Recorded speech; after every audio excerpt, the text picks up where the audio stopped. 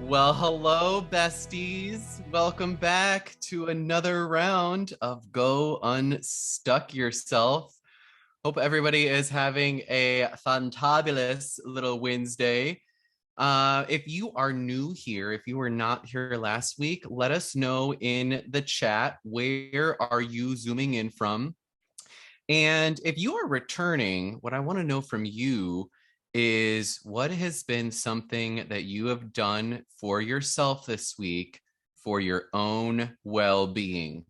What is something that you have done to treat yourself? Blow up the chat. I want to hear from all of you. I will go first. What was it? Thursday? Yeah, last Wednesday we had our session one. Last Thursday, it was like super hot here in San Diego. And I decided to go have a little beach day and went out to the beach by myself all day and ended up going to like this beach bar and had like a beer to myself. It was fantastic. And I was like, oh my gosh, why do I not do this more often? Like, I don't even work full time. So let's see what else we got here. Pia from Los Angeles. Hello, hello. Stephanie went to the pool. Yes, we have a pool at my apartment complex, but it is so frigid cold that I can never use it. Siobhan, welcome. Having more grace for myself since I was sick and not as productive. Yes, rest is productive. Rest is productive. David, really love spending time by myself, being in nature. Oh, yes, I'm telling you, a simple little 30-minute hike, the things that it can do for your mental health. Awesome. Keep them coming in the chat. Be sure to read each other's. But again, really glad to have a large group here today for part 2 of Go Unstuck Yourself. So as you remember, for those of you that were here last week, if not, check your emails. I sent out the recording last Thursday for part 1. Part 1 was all about understanding how beliefs create our reality. These next 2 weeks, we're going to be focusing on changing the algorithms and changing the algorithm that is creating your reality this very second. And furthermore, changing the program called our minds. And then next week, get excited. Next week is going to be part 3, habits for creating. We're going to dive into specific neurolinguistic programming strategies to be able to support this whole idea of letting go of an old belief and furthermore adopting a new, more self-serving belief that takes you from limiting to limitless. So get ready for that. But again, this week is all about understanding the algorithm of your mind and the part that this algorithm plays in the program called your mindset. So let me start here with a little bit of an analogy. Some of you may have heard about this before, but there's this fascinating experiment of fleas in a jar. And what these scientists decided to do one day is they put a bunch of fleas in a mason jar. And the fleas started jumping out of the jar because the lid was off. And so they eventually said, okay, well, you know what? Let's put the lid on this jar and see what happens. And over time, the fleas were smart enough to realize that if they jumped too high, then they bumped their heads. And they were like, well, we better not jump that high anymore. And so the scientists eventually then took off the lid of the jar. And wouldn't you know it, the fleas only jumped to the height of the jar of the lid, even though the possibility existed for them to jump out after they took off the lid again. The fleas were then conditioned to only jump as high as the lid. So what does that all mean? And just like the fleas, and I promise this will be the only time that I'm going to compare us as humans to fleas, we limit ourselves. We limit ourselves based on one thing, what we believe to be true, right?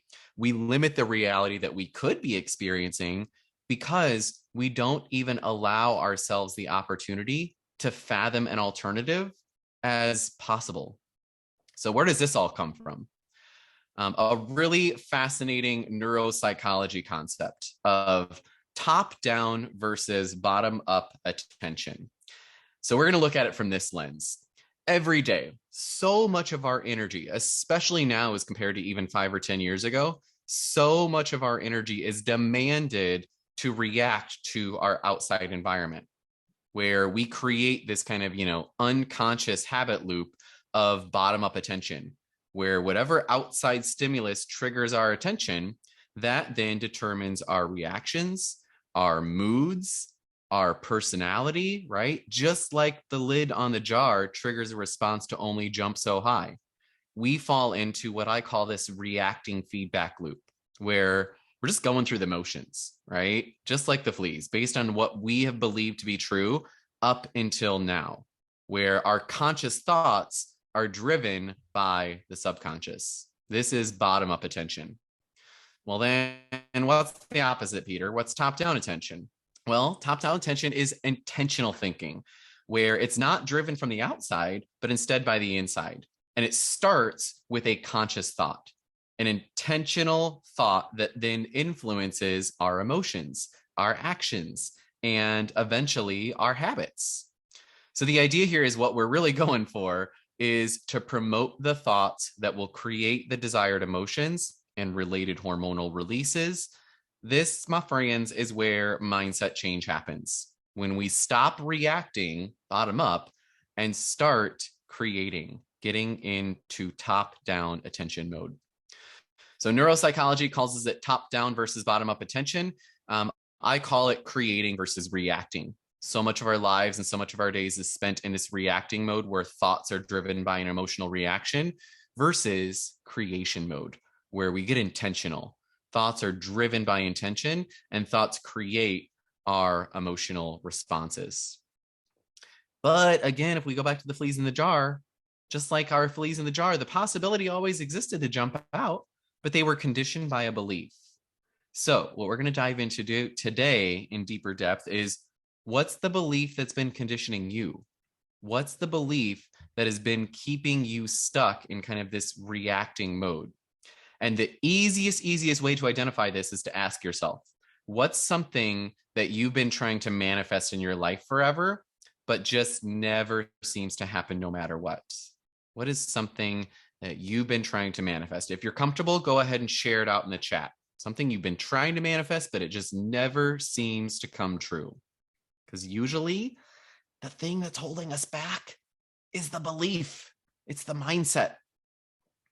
Stephanie, not being broke. Oh, I hear that one, girl. I hear that one loud and clear. Need someone to enjoy being at a restaurant. Oh my gosh, me too. I struggle with going out by myself, even though I know it's good for me. I'm like, oh, why can't I do this? Getting out of debt, getting out of my comfort zone and meeting new people. Okay, so we're starting to get some ideas of these things that we've been trying to manifest. A lot of you are in here talking about like new businesses, successfully running my art business, Siobhan. I love that. Being more successful than my friends and family, also not being broke. Okay, so some common themes here, right? So here's the thing. A good way to think about our beliefs is like a hose, a water hose, and your hand, okay? The belief is like the water flowing out of the hose, and the hand is like the protective mechanism, or what we talked about last week, the mask that keeps the belief from being seen as true. And so for the fleas, for example, the flea has this belief that says, if I jump too high, I'll get hurt. I'll bump my head. So we hold back that belief by saying, well, if I just don't jump so high, I'll be okay. I won't get hurt. All right, well, what does that mean then for us as humans? Well, for us as humans, it comes down to this belief that if I'm not producing, I'm not enough. The belief that if I'm not feeling stressed, that I'm not enough. And you know what makes me enough is being successful, achieving, keep burning myself out, and people will maybe see me as enough. It's the protective mechanism or the mask that keeps the belief from being seen as true from others. And the thing is, these beliefs by all means keep us safe at one point in our life, but now they keep us stuck. So we shield up, we put on the mask, and we say, if I'm a perfectionist, nobody's going to see my weaknesses. I cover it up with the mask. We say, if I'm a people pleaser, everybody around me is not just happy, but even more importantly, everybody's happy with me. So I'm safe from not being appreciated. I'm safe when I'm a people pleaser from not being loved. here's my question for all of you today. What are you getting in return by masking up? You're getting something, right? You're getting the reward of what you think is safety. So yes, you're getting a return on your investment, but how much of a return on your investment are you getting from the mask, from the protective mechanism? So check it out. To change our reality, we've got to change the program. In other words, the algorithm, like we talked a little bit about last week, right? To change our reality, we've got to change the program and the algorithm. But to change the program, we've got to be able to change the filter. And this is what we talked about last week with the reticular activating system, your RAS. But your RAS, in order to change that, we've got to change what's creating the filter in the RAS. In other words, the beliefs. We've got to reprogram the beliefs that the RAS is operating on. The beliefs like I'm not worthy of attention unless I work really hard. I'm not worthy of love unless others see me as worthy and successful. So there's two big parts that we're going to talk about today of changing beliefs. There is this whole idea of challenging the existing belief, right? Letting it go. Maybe you've already done some of this work, but there's also this whole idea that in order for us to actually let an old belief go, we've got to have something to replace it with. I like to think about jumping like on monkey bars, right? When you're jumping from one monkey bar to the next, you've got to be able to at least see and be able to grasp hold of this next monkey bar before you let go of the previous one. You need to know what the next thing is in order to let go of the old. So we're going to be challenging the old and creating the new. Let's first start off with challenging the old. For those of us that celebrated Christmas or Easter as children, we used to believe in this whole idea of Santa Claus or the Easter Bunny until one day we realized, oh, Santa's not real. And we said, well, man, that's really sad. I guess I'll have to get rid of that belief and adopt a new one. And so maybe the new belief came that, really the holidays are all about love and family. Or if you're anything like me, then the holidays are now all about, hearing Uncle Bob spill out his views on politics around the Christmas dinner table. So we have to not only be able to challenge the old belief, but we also have to be able to have a new belief to adopt, just like Santa Claus. Good way to think about this as part of challenging our beliefs is to consider what I call the two what ifs. And so this goes back to our hunter-gatherer ancestors, where when we were out in the savannah gathering food for our families, and there came this loud rustle in the bushes, right? And this loud rustle in the bushes, well, it could either be a tiger getting ready to end our life, or it could be a cute little baby bunny rabbit. So there's two what ifs here, right? But the thing is that the brain, our brain, ever since our hunter-gatherer ancestors, always goes to the worst case scenario first for one reason only, and that is to increase our chances of survival. It's much better to assume that that rustle in the bushes is a tiger, and if it so happens to be a cute little baby bunny rabbit, well then, hey, at least we are prepared just in case. Neuroscience calls this the brain's negativity bias. Sticks over carrots, right? Risks versus rewards. Our brain is always making predictions about what might happen next in our external environment and preparing us for the worst case scenario in advance, just in case. It's not just you, my friends. It is a human thing. It's natural for that to happen. And because of this built-in negativity bias, a good metaphor is our brain is like glue for the bad and oil for the good. Because again, it's always been much more important to remember the dangers than to remember the positive experiences of our past. So we basically kind of conditioned our brain to, yes, maybe we consider the good, but the glue, the bad, always wins out. We always spend more of our attention by default focused on that worst case scenario. The good things that might just happen usually just kind of get ignored. They flow through that filter called the RAS without even making it to our cognitive thinking brain. So what's really true becomes the question then, right? If our brain is always focused on the worst case scenario, then finding the pause button, asking yourself, what's really true?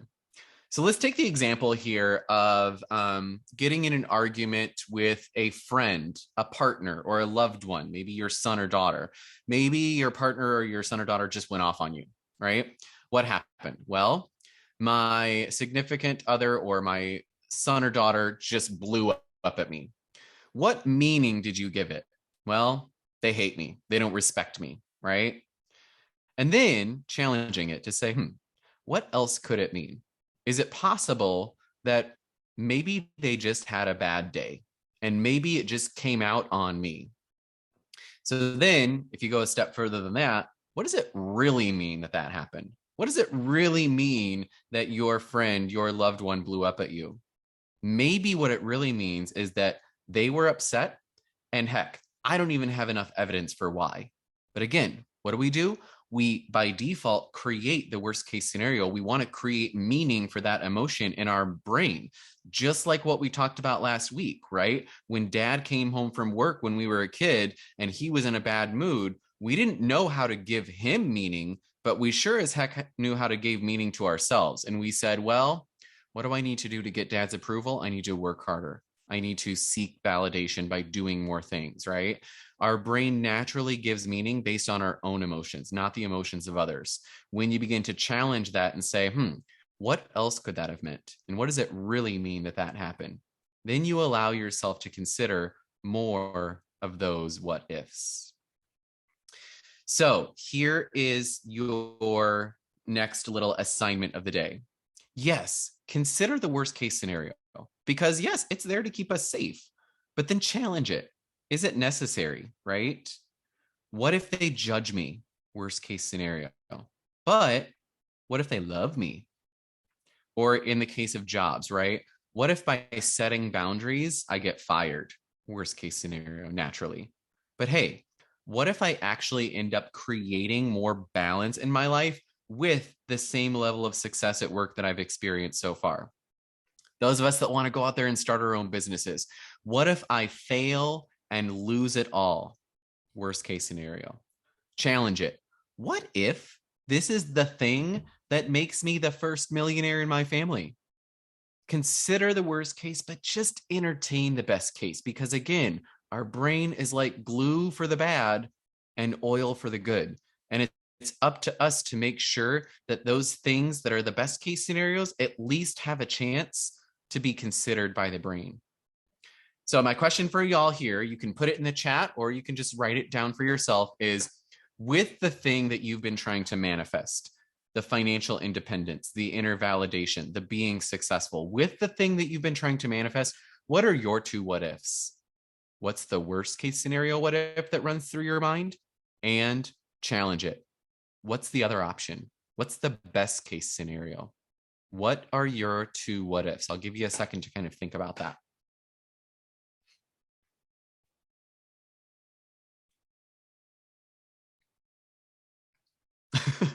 I just saw that comment about a relative named Bob. Yeah, somehow Bobs are the typical ones to spew the politics.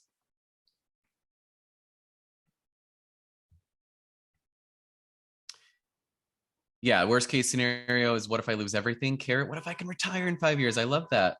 Oh gosh, forgive the car alarm in the background, y'all. Worst case scenario, I can't do it. I stay stuck. Best case scenario, financial freedom. Yeah. Consider the worst case scenario and allow it to be a possibility because maybe it is there to keep you safe, but just allow yourself to consider the best case scenario. Allow the oil a chance to kind of soak in. Laura says, what if I go part-time and struggle financially? What if I go part-time and discover a different job I love? Laura, oh my gosh, you and I are like twins. That's exactly what I did. I quit my job and I went down to part-time and I was like, oh gosh, I don't know if I can afford to do this very long. And then it gave me the space, ironically, to be able to create a different source of income doing my own thing. All right, keep the chats coming. Your two what ifs. Maybe even jot them down for yourself somewhere on your phone or on a piece of paper, because this is going to come back into play here as we go on with things.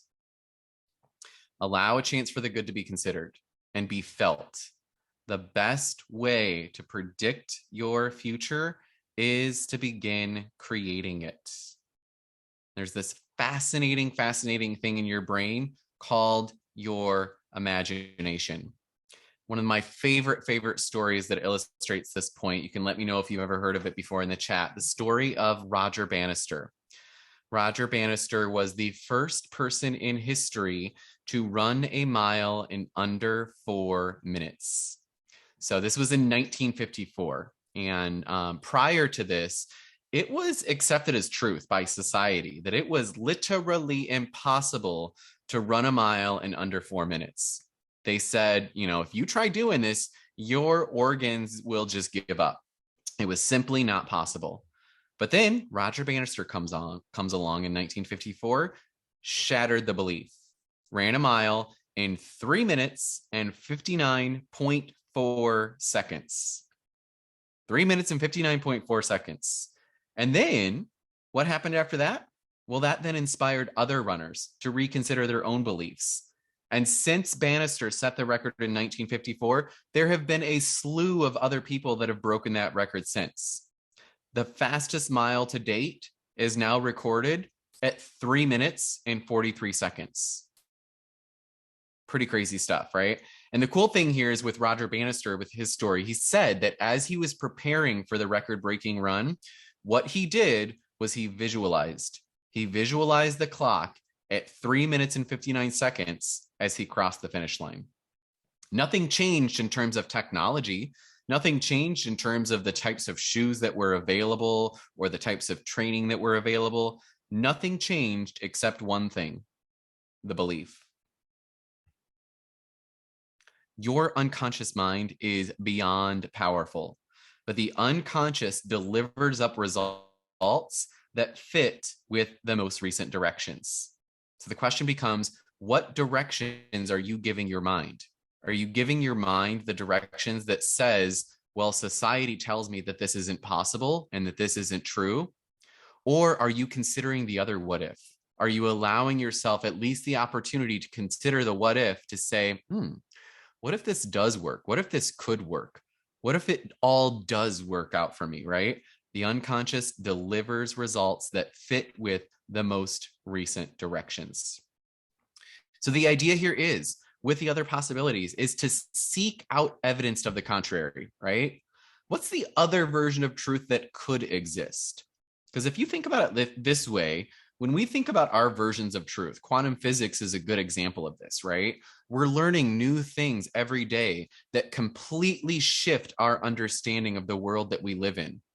But 20 years ago, no, everybody was set in their ways that said, this is the way it is. This is the way that science operates, right?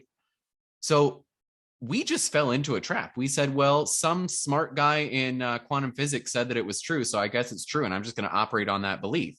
Until one day, somebody proves the belief to be not true, proves the belief wrong. So begin to focus our thoughts and reprogram our mind based on the other version of truth that could possibly exist. And here's a good example of this, is riding a roller coaster. So imagine like you're on a roller coaster, right? You're reaching the top of that like first hill that's going to go down that very, very first steep drop. And as you reach the top, your heart rate increases, your breathing becomes faster, your adrenaline and your cortisol are going crazy. Well, it could be two different things, right? It could be fear. What if I die? What if this is the end of my life? But it could also be excitement. What if this is the best thrill ride ever? But the thing is that the one that fits with our past beliefs is by default where our attention goes. The one that fits with our belief becomes our version of truth. Your mind is both a record of the past and a map to the future. Which one programs our current reality is 100% up to us, but it's based on the direction, where the directions are coming from. Are the directions coming from the subconscious reacting to the past, or are they coming from the conscious creating the future? Which one you focus on determines your present perception. Alicia, exactly. Fear, 100% always fear. Same way, I'm not a big fan of roller coasters either. So let's try a little experiment here. For those of you that were here with me last week, We did that experiment with the audio file, and I asked you to listen to whatever you heard and put it in the chat, right? What I'm going to ask you to do right now is I'm going to ask you to focus on this sound that I'm about to play again, the same one that we listened to last week. And I want you to give the directions to your brain to hear the words green needle. Okay? I want to give the directions to your unconscious right now to say, I want to hear the word green needle. Now, I'm going to go ahead and play the audio clip. See if you can hear the words green needle.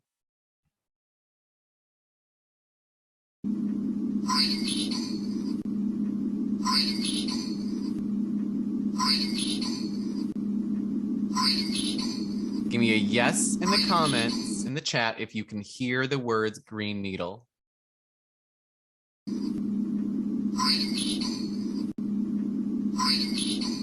Okay, perfect. Sounds like most of us got there, right? All right, now what I want you to do is I want you to switch the directions. And I want you to give a different set of directions to your brain. I want you to give it the set of directions to hear the word brainstorm. Not green needle, but brainstorm. Okay? Don't say the word out loud, but just kind of, close your eyes if you need to. Hear the word in your mind, brainstorm. And now I want you to listen to the audio again. See if you can hear the word brainstorm.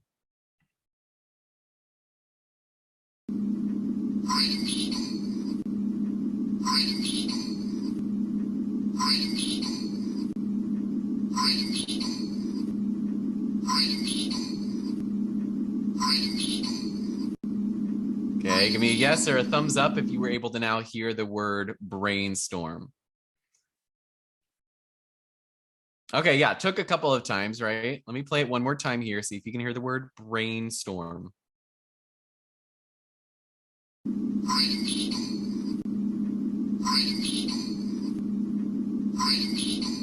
Okay, so some of you said, okay, you still hear green needle, right? And some of you said, yes, I heard the word brainstorm.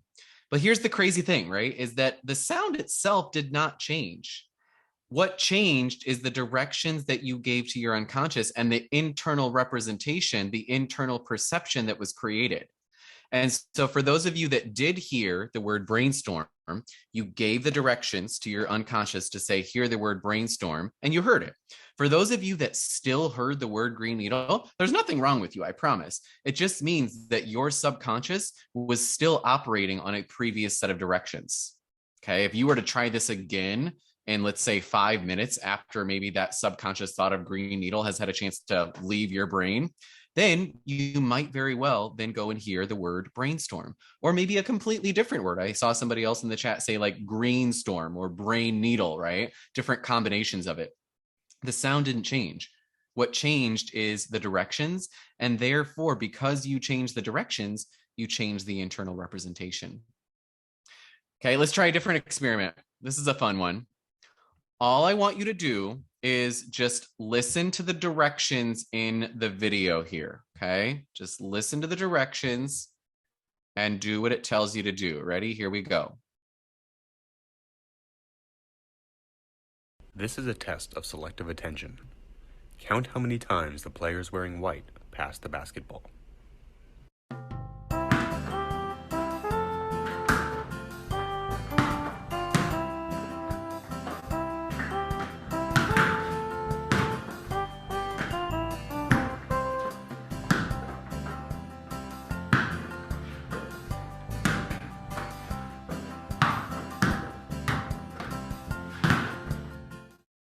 How many passes did you count? The correct answer is 15 passes. But did you notice the gorilla?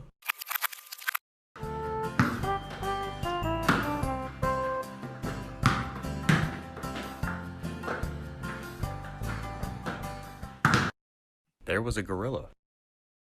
But did you notice the clown?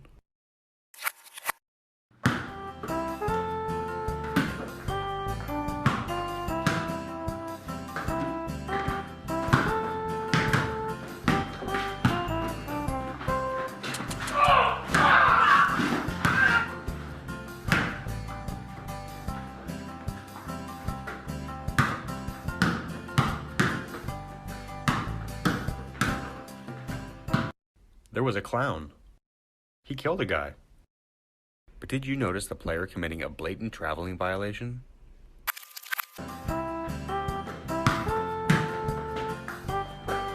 She clearly traveled.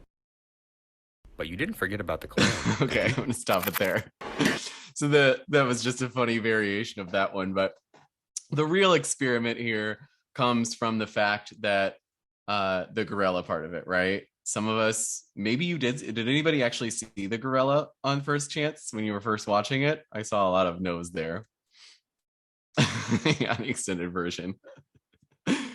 So the reason that I show this video, and especially this one because it's a little bit funnier, is that what we pay attention to is what our brain is programmed to pay attention to. So in the case of the gorilla and the basketball players, right, it's always there for you to see, but not when you're not focused on it. We pay attention to what our brain is programmed to pay attention to. Our brain operates on previous instructions, right? And so what happens is what? We miss out. We miss out on the other possibilities because we're not even aware of it until it's either number one, pointed out to us, or we consciously choose to free will expand our focus, right? We miss out on all of the opportunities because why? Because we haven't given our brain the directions to focus on it. You probably heard this before. We probably all heard this at some point in time or another before, where the focus goes, energy flows. Another way to think about that, though, is are you in bottom-up attention mode or are you in top-down attention mode?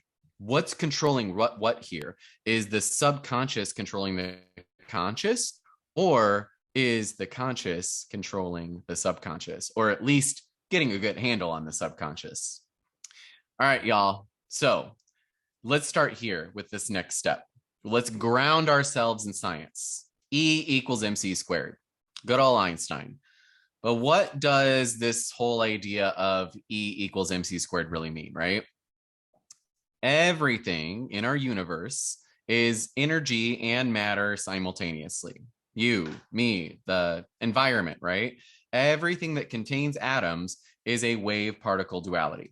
So strap in here, my friends. We're about to go down a rabbit hole. When we put our attention and our focus on something, you are essentially collapsing the infinite possibilities of waves into particle format. Or another way to say this is from waves into particle information, information in the form of thought. You tune in to a certain frequency of energy waves, and that energy collapses into the particle state as your brain's neurons fire off, and the energy becomes information. So if everything exists simultaneously as energy and matter, then guess what? So do you, and so do I. What? So if you are the transistor for energy, then the question becomes, what frequency are you tuned into? What frequency are you tuned into? Well, the answer, regardless of what you think, is that you tune in to the frequency of energy that you focus on. You tune into the frequency of energy that you become an observer of.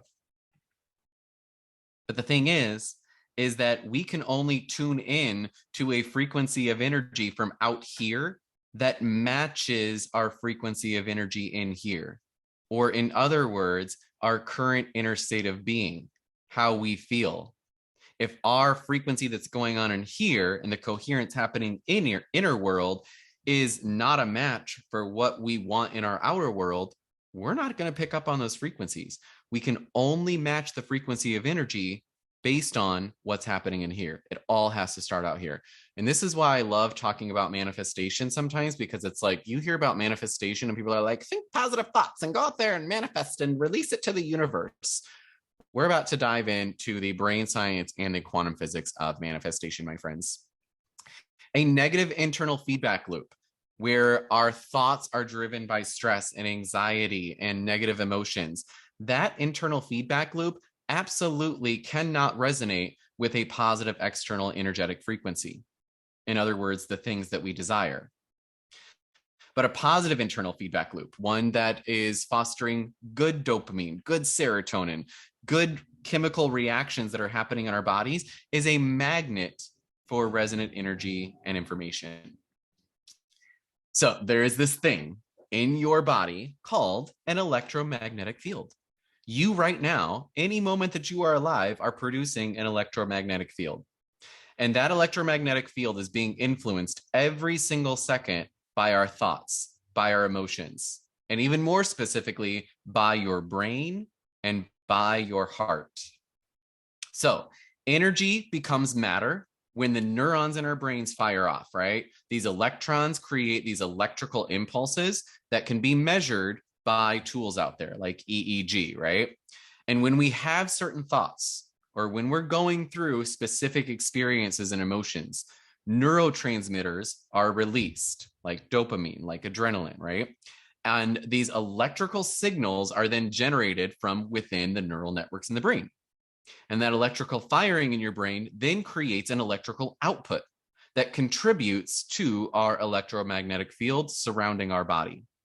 So basically, another way to think about this is energy becomes matter and then becomes energy again. It's a continuous feedback cycle loop. But here's the fascinating thing. So we talked a little bit about, yes, your brain is outputting this kind of electrical energy. But then the other fascinating thing that's happening with your electromagnetic field is that the electrical field that is generated by the brain is not just limited to the physical boundaries of the brain itself. It extends beyond into the surrounding environment. So when we experience emotions, there is then movement happening within our bodies at the atomic and subatomic level. And when movement of particles happens, charged particles, that results in magnetism, in an electromagnetic field, which causes our heart to beat differently and generates a magnetic field that can be detected by scientific instruments. So the more intense the emotion, the stronger that magnetic field gets created. Your brain outputs this magnetic field that extends roughly about 6 inches from your body. Your heart creates an electromagnetic field that can extend much, much further than that. So the reason I bring this up is that emotions always reign supreme. So what is that? Where are we going with all this, right? These physiological responses in the brain and the heart, right? And in our body, which are amplified through our thoughts, they can then create this energetic field around our body. And in science, this is what they call our biofield. So your electromagnetic field, you can also think about it as your biofield. And again, it can be measured by EKGs and by EEGs. EEGs measure brain waves, EKGs measure your heart, okay? So this is, you have the ability through some of these tools to create kind of this visual representation of what's going on in your body, right? Your electromagnetic field, energy becomes matter when the thought becomes conscious, when the energetic wave collapses into particle form, and that energetic information then turns into a conscious thought. Hot damn, we are powerful beings, right? Matter becomes energy through the electrical magnetic output from the brain and the heart. So again, it's a feedback cycle loop. Energy becomes matter, matter becomes energy. The cycle goes on. So what does it all mean? Let it sink in for a second. You cannot become a magnet for something on the outside if you are not in resonance on the inside. You cannot, quote unquote, manifest something that you want in life if it's not a match for you internally first. So what's creating this biofield, right? Our thoughts and our emotions can influence the energy in our biofield.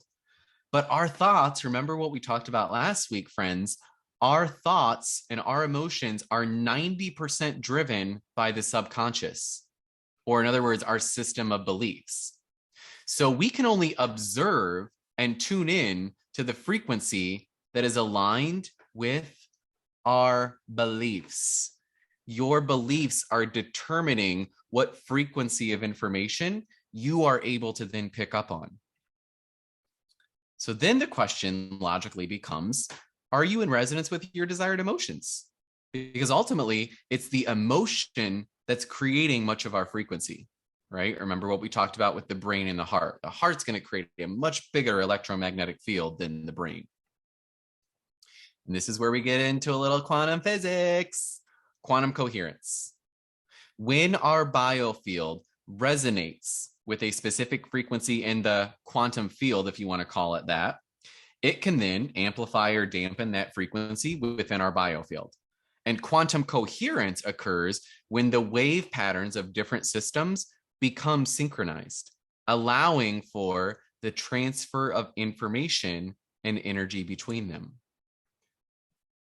Whew, y'all with me so far? So our biofield can kind of be thought of as like this tuning fork, right? This tuning fork that resonates with certain frequencies in the quantum field, and those frequencies can then be interpreted and integrated by our mind-body system as information when it becomes conscious. Through the electric force of our thoughts and the magnetic force of our emotions, we are creating material realities that exist in the quantum field in a vibrational form. But I'm not done yet, because energy attracts like energy, right? So when our current state of being is stress, anxiety, negativity, we're unconsciously tuning in to, without even having a choice, we are unconsciously tuning in to a field of energetic information that is in resonance with our internal state of being.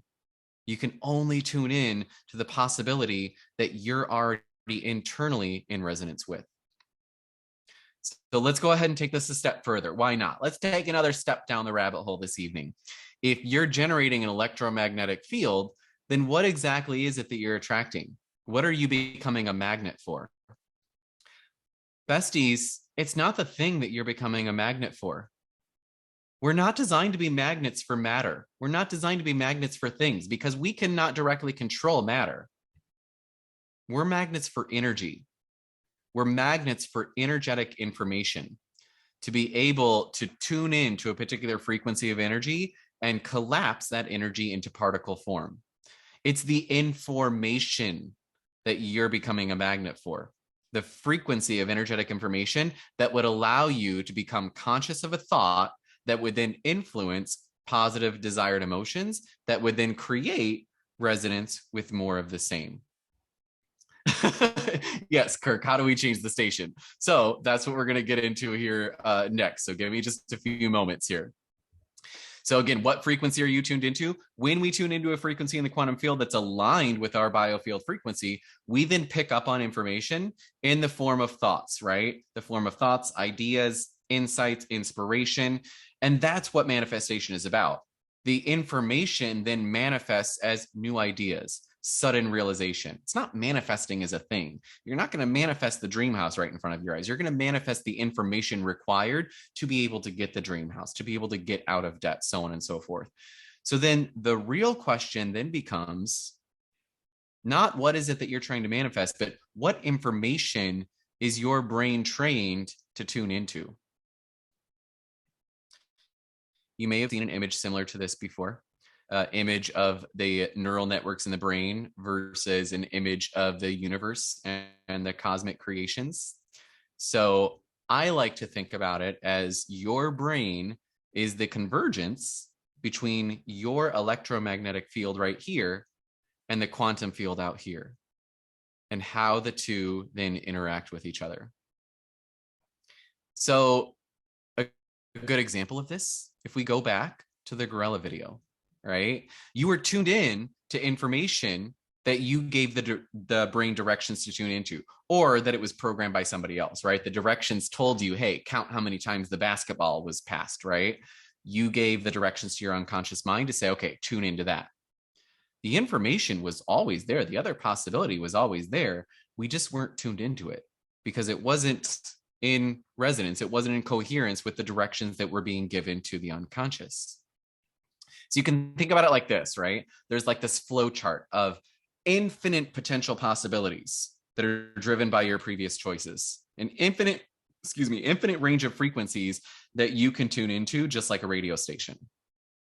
But ultimately, what you actually turn into information to process is based on the directions you've given to your mind up until now.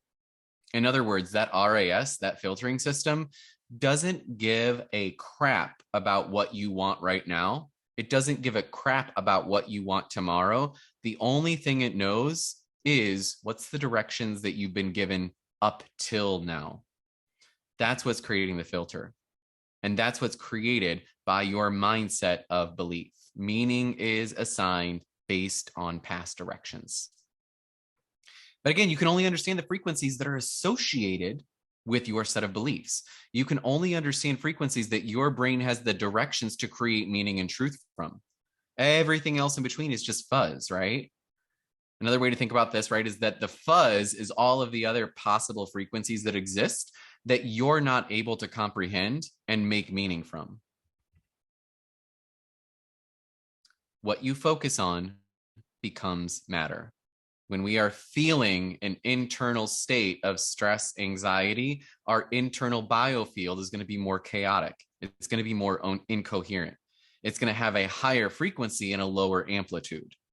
Versus when we're in that state of calm, when we're meditating, when we're relaxed, our field may become more ordered, more coherent, more expansive, with a lower frequency and a higher amplitude, able to pick up on different energetic information that has always been available to us, but we just haven't had the ability to tune into it. I'll let that sink in for just a second too. Energy becomes matter when you think it matters. That's really what it comes down to. So, how do we change the station? Kirk asks.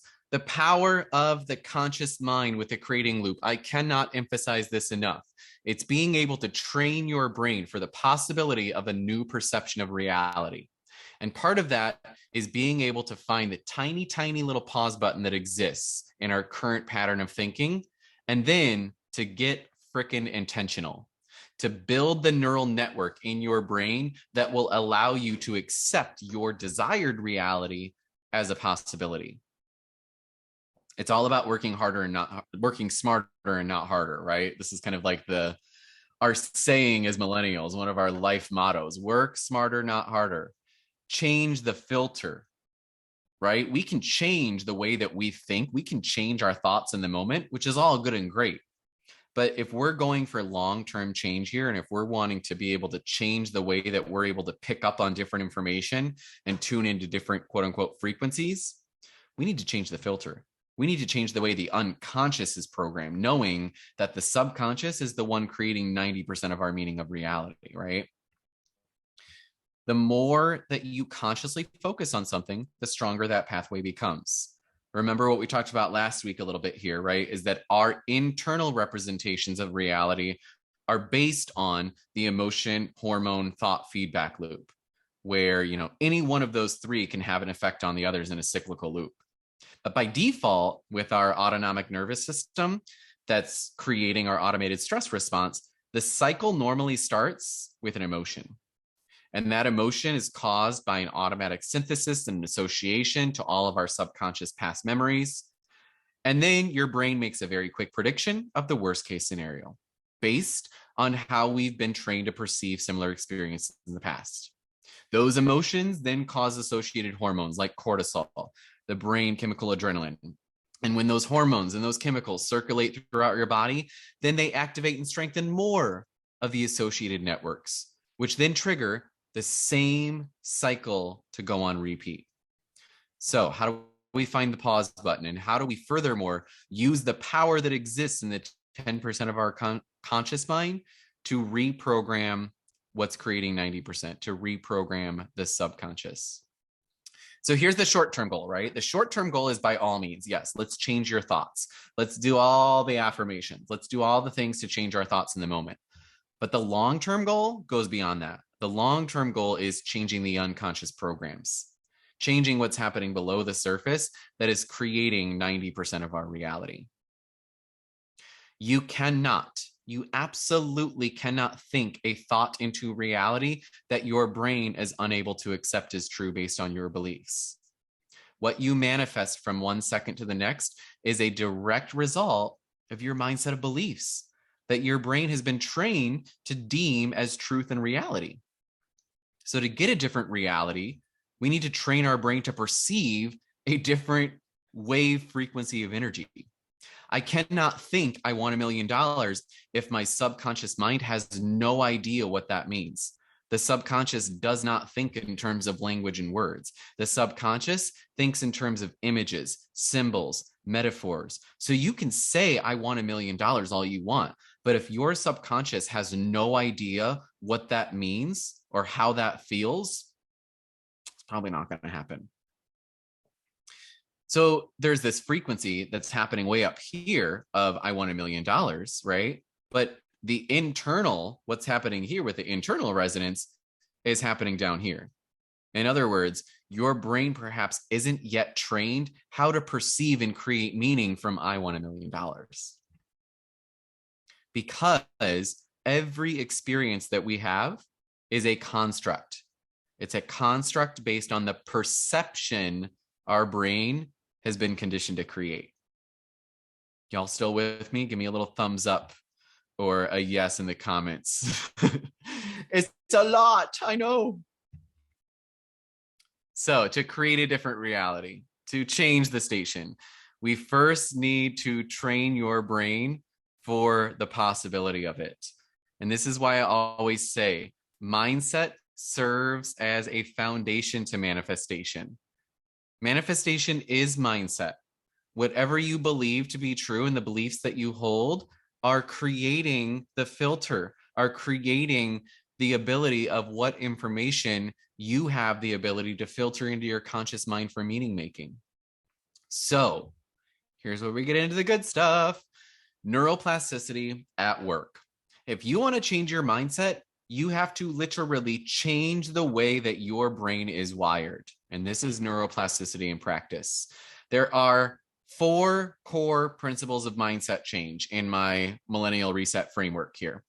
And the acronym here, yes, maybe it's like a little bit inappropriate, but let's be real, you're not going to forget it. SPERM. SPERM, the 4 principles of neuroplasticity in changing your mindset. The first one is specific. The desire is always in the details. And we're going to go through these here one by one in just a moment. The second is positive. You got to be specific and you got to frame it in the affirmative. Third is imagination versus reality. Priming your brain with the simulation before it happens. And then the last one is similar to kind of what we just talked about, matching and mirroring, aligning the internal with the external, your internal state of being with the external desired outcome. So let's dive into these one by one. This is where you might want to take a few notes, but again, we'll come back to this next week once we get into habits for creation as well. First part of SPERM is specific. Get clear on your intention. And I use the word intention very intentionally here. I'm not saying get clear on a goal or the thing that you want. I'm saying get clear on your intention. Maybe it's that I want more money, right? If you say, I want more money, well, then 5 seconds later, you might find a penny on the ground. The directions that you've given to your unconscious mind is, I want more money. And your unconscious mind has gone out there and done its job and found you more money. But is that really what you wanted? So you got to get specific. Give the clear directions to the unconscious to filter in the information that fits with that level of specificity. Okay. So I want you to ask yourself right now is, what is it that you want? What's your intention? And then I want you to ask yourself why 5 times. You say, I want more money. Or I'm going to go back to somebody's example earlier. I want to be out of debt. Why? Well, I want to be able to live a comfortable life. Why? Well, I want to be able to not be so stressed out and anxious all the time, right? Because of money worries. Why? Okay. And then you begin to get down to the emotion. What you really want maybe is not so much the money as much as it is that you want a sense of freedom, that you want a sense of control, of abundance. So ask yourself, what is it that you want? And then ask yourself why 5 times. What specifically is your intention? Okay. Next one. Let's go into the P for positive. And let's go back to the gorilla video for this, right? The gorilla video is a very good example of this. Whether or not I say pay attention or don't pay attention to the gorilla, your brain is still going to be thinking about the gorilla, right? because the subconscious, again, does not think in terms of language and words. It doesn't operate like the conscious, right? Language was invented by humans. The subconscious operates in terms of images, symbols, metaphors, right? And so if I say, don't think about the gorilla, your subconscious only understands the concept, the metaphor, the symbol, which is gorilla, right? And so, in order to really be able to do the mindset work of creating a new, different reality, we've got to also make sure that whatever it is that we want, we don't say, I don't want to feel stressed or I don't want to be in debt. Frame it in the positive instead. What is it that you do want? What is it in the affirmative? Okay. From kind of a quantum physics level, if you want to think about it like that, when we focus our attention or thoughts on a particular kind of concept or metaphor or situation, we're essentially observing it on a quantum level, regardless of what language we use for it, right? So take a moment, write down not only your specific intention, but also make sure and double check that it's framed in the affirmative, that it's framed in the positive. All right, next up is this whole idea of imagination versus reality. So do me a favor right now. We're going to do a little experiment and just close your eyes for a moment. And I want you to imagine the front door of your childhood home, the front door of the home that you grew up in. Picture it in your mind. Think about, what color is it? Okay. Does it have a window? Does it creak when you open it? Does it make a sound when you open the door? And when you open that door, what do you smell when you walk in? Okay, you can open your eyes. So here's the crazy thing, y'all, is that the same exact regions of the brain light up, whether we're visualizing something in the mind's eye, or in other words, creating an internal representation without external stimulus. The same region of the brain lights up when we're visualizing as it does when you're observing it as your external reality. Pretty crazy stuff. So when we visualize or when we imagine a specific outcome, we are essentially observing it on a quantum level, observing an outcome in our mind's eye, and our brain and body might just very well respond to that visualization as if it were a real experience, which could include changes in our neural activity, changes in our hormones, so on and so forth. So let's break this down in terms of an example, right? Let's say you're trying to attract a new job into your life, one that maybe makes you more money or whatever. Well, according to the principles of quantum physics, your thoughts and intentions can interact with the particles that make up the universe and potentially influence the outcome of events. Your focused thoughts and intentions might just collapse that wave particle into information that aligns with your desired outcome, giving you that access. This is what they call brain priming, priming your brain through visualization before it even happens in your outer world. And next week, when we get into habits for creation, I'm actually going to walk you all through an NLP strategy for this. But for now, what I encourage you to do is just start visualizing your intended outcome. Make this a nightly process, right? Before you go to bed, spend 5 minutes just running the visualization. Involve every single one of your senses. What does it look like, sound like, feel like, smell like? All of your senses. The more senses you can involve, the more neural networks that you build. And the more neural networks that you build, the stronger that program then becomes. So the last one here is matching and mirroring, okay? The two M's. And this all goes back to the whole idea of getting into resonance. Matching your internal state to the external goal. They have to be a match.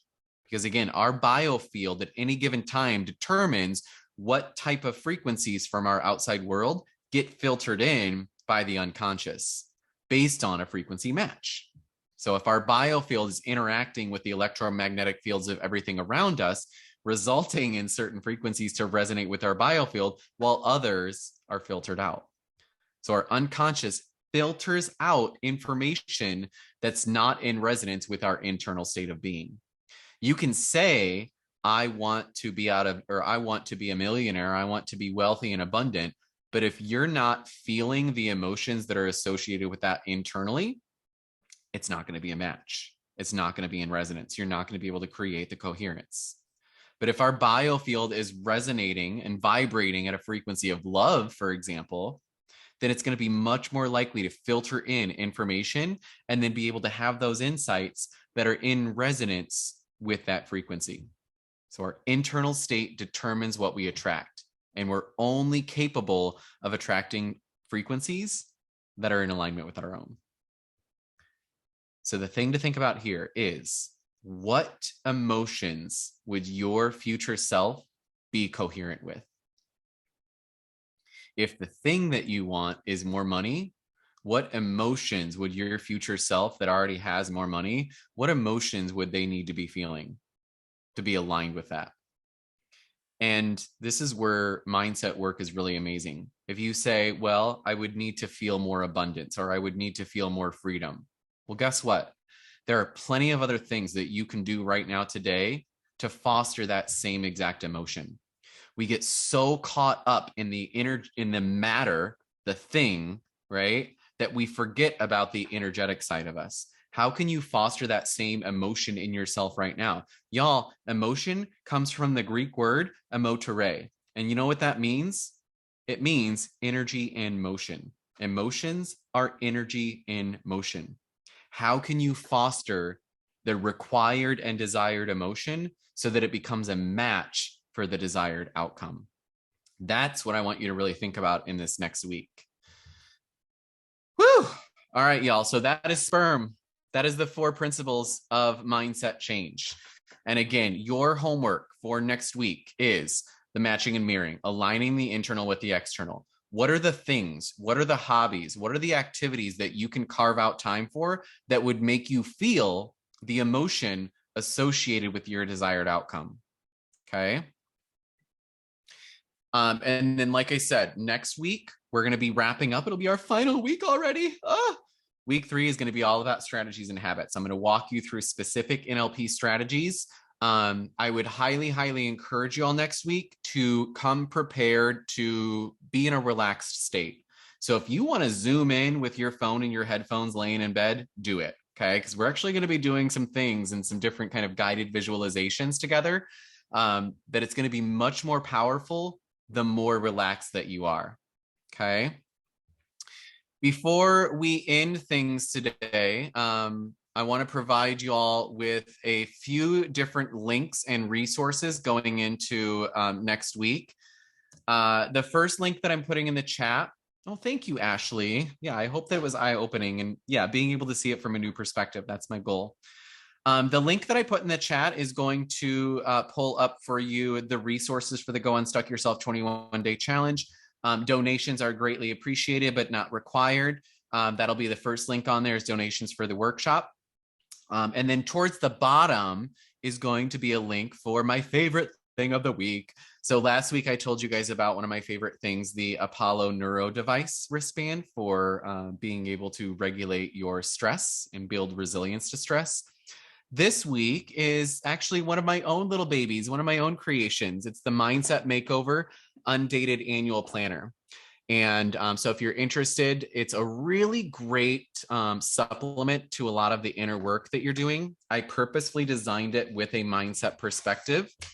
And so let me see if I can pull up a page here on the screen. So if y'all can see my camera, even here's what it looks like. Every week, you're going to have an inspirational quote. You're going to have a mini milestone, writing down your goal for the week, a little mini planner that's not overwhelming at all, and then a habit tracker and a mindset reflection for each week. And so each week is designed with that same theme. And then every month, you're also going to have time for a monthly reflection, and an added little bonus for you. Every month reflection includes an adult coloring page with an inspirational quote. So you can check that out. It's sold on Amazon. So you can always just order once you get to the landing page for where you can preview the pages of it. You can then go on Amazon and order yours if you're interested.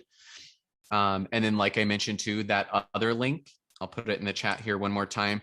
That link that I just put in the chat will take you to this page, which includes the options to donate. And then down here towards the bottom, the product recommendations for burnout recovery. That's where you'll find the link to the mindset planner. And then, of course, if you're interested, if you are ready for more, if you're ready to go more in depth, I do offer one-on-one coaching where you can sign up for a free consult. And then also my self-directed courses. So of course, you're more than welcome to check those out. But I will let you know next week, I'm going to have a very new, exciting offer to share with y'all as well. So feel free to kind of check out some of those things, but just maybe hold tight for one more week. Some exciting things coming. All right, y'all. So that does it for week 2.